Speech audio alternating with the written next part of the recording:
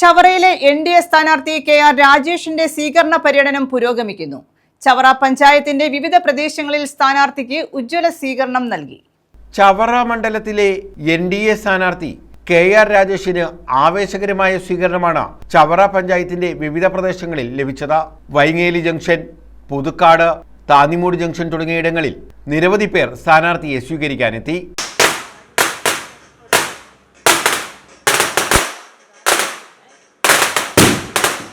ഇടത് വലതു മുന്നണികളുടെ പ്രചാരണങ്ങൾ വ്യാജമാണെന്നും പ്രധാനമന്ത്രി നരേന്ദ്രമോദിയുടെ വികസന സ്വപ്നങ്ങൾക്കും വോട്ട് നൽകണം എന്ന് അഭ്യർത്ഥിച്ചുകൊണ്ടായിരുന്നു മിക്കയിടങ്ങളിലും സ്ഥാനാർത്ഥി പ്രചാരണം നടത്തിയത്. തോട്ടിന് വടക്ക്, ചെറുശ്ശേരി ഭാഗം എന്നിവിടങ്ങളിലും സ്ഥാനാർത്ഥിക്ക് സ്വീകരണം ലഭിച്ചു. നമുക്കറിയാം, ചവറ ഇന്ന് വികസനം മുരടിച്ചു നിൽക്കുന്ന ഒരു നിയോജക മണ്ഡലമായി മാറിയിട്ട് പതിറ്റാണ്ടുകൾ പിന്നിടുന്നു. UDF പറയുന്നത് പോലെ കഴിഞ്ഞ 10 വർഷം കൊണ്ട് മാത്രമല്ല, UDF പ്രതിദാനം ചെയ്ത സമയങ്ങളിലും തുടങ്ങിയ മുരടിപ്പ് ഇപ്പോഴും തുടരുകയാണ്.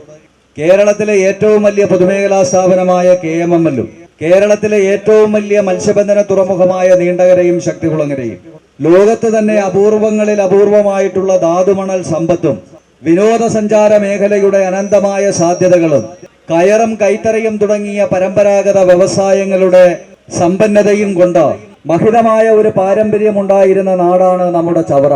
977 മുതൽ നമ്മുടെ നിയോജക മണ്ഡലം രൂപീകൃതമായത് മുതൽ ഇന്നുവരെ നമ്മളെ മാറി മാറി പ്രതിദാനം ചെയ്തവരൊക്കെ കേരള രാഷ്ട്രീയത്തിലെ അധികായകന്മാരായി വിലസിയിരുന്ന ആൾക്കാരാണ്.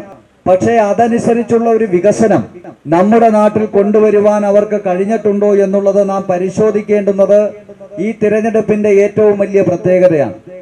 Gopakumar Ayodhya, MS Sreekumar, Anjana Suresh, MK Jayakrishnan, O Binu, ചേരിയിൽ Gopan, R Muraleedharan, Satheesh Thampan, Satheesh Kumar, Ranjith Ayodhya, Manjusha, Sasikumar തുടങ്ങിയവർ സ്വീകരണ പരിപാടികൾക്ക് നേതൃത്വം നൽകി.